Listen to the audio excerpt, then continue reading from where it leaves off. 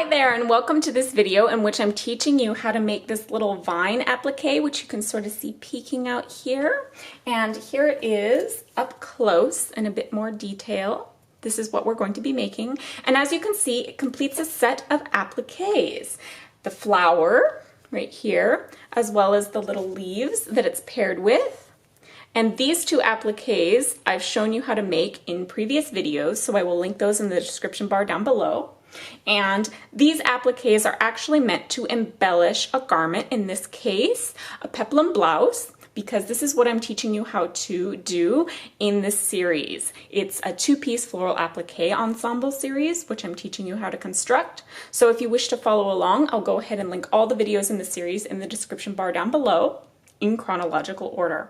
But in this video, we are specifically focusing on just making this vine applique, which is going to complete our set of appliques so we can embellish our peplum blouse or whatever garment or whatever it is we so wish in the manner you see before you.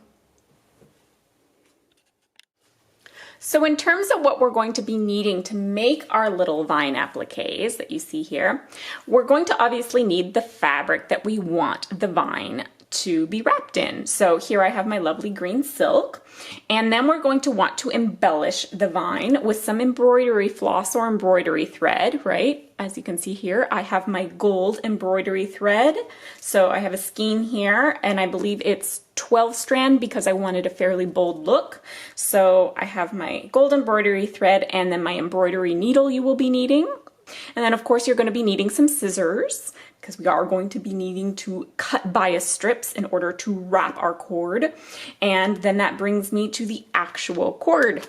So to give our vine that rounded cord-like shape, instead of using just basic cord, I use something called wrap and fuse piping, and it's a fusible cord. And I'll go ahead and put the link to where I purchased this in the description bar down below, because this not only takes away the hassle of actually stitching along cording when you wrap it, but it's also going to prevent fraying.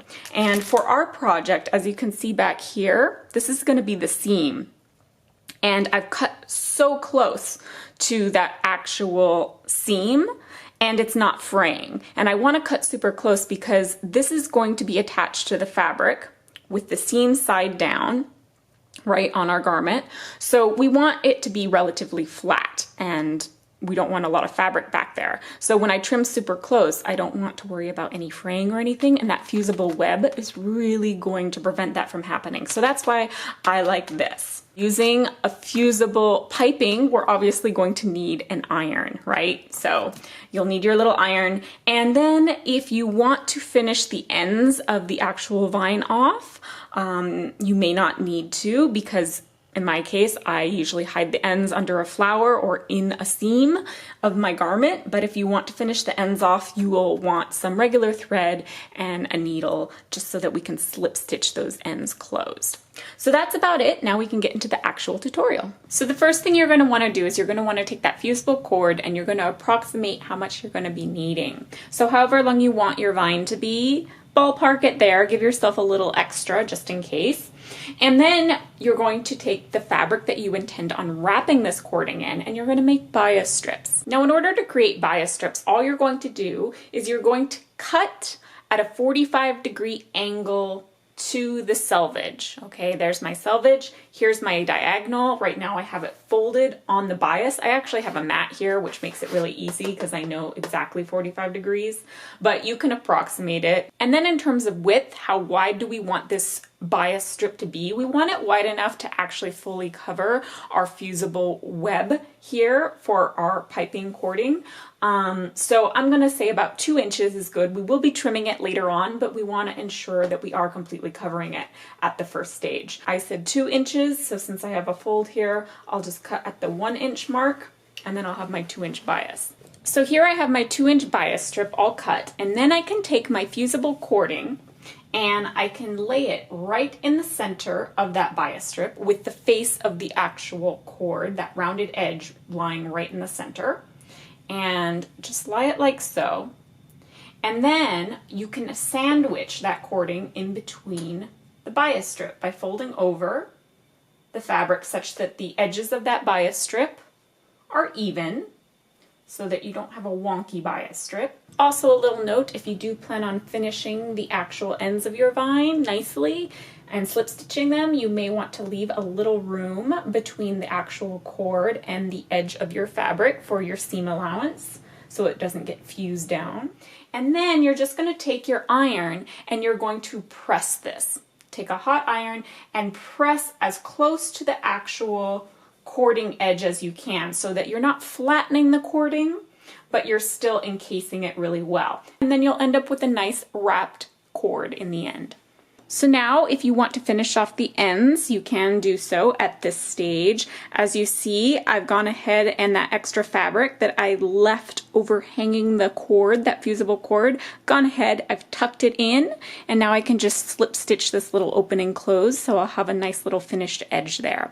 You don't have to, as I mentioned, if you're going to stick this in a side seam or something like that, you can just leave it unfinished, or you can hide it under a flower. It's not going to fray because of the fusible web, so you really don't have to worry about it. So now we're at the stage where we're actually going to begin embellishing our cord that we've just made. So I'm taking my embroidery needle, which I've threaded with my embroidery thread, and I've knotted it off at the very end.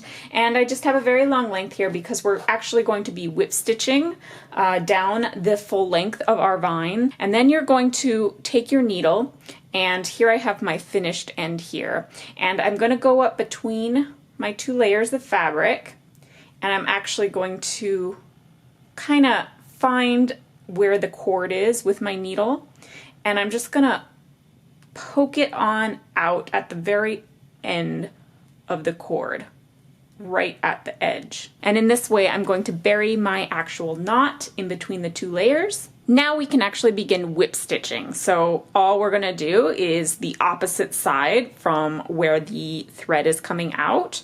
We're going to actually plunge our needle back down right at the very edge of the cord. You can feel sort of where it ends, and you're actually going to want to capture a bit of that fusible cord, so you're going to dive into the bulk of it. And I'm going to space my stitches about 1/4 inch apart, so I'm just going to come down about 1/4 inch from the edge there, and then find the base of that cord, plunge my needle on through, and then just pull on through.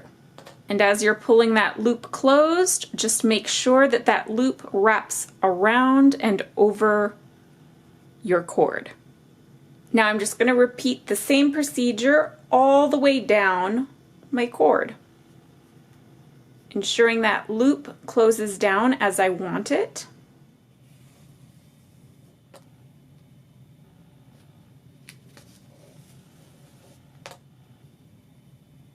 So here I've come to the end of my cord, and you can see that I've whip stitched this entire length.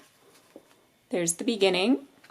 And now I'm actually just going to take this end and I'm going to insert it into a seam. So I could really just tie off the end and leave it like this. However, if you want to finish it nicely, what you can do is on your last stitch, when you go in right around that cord, push it in up through the cord, bring it on out through the end of your fabric, right in between.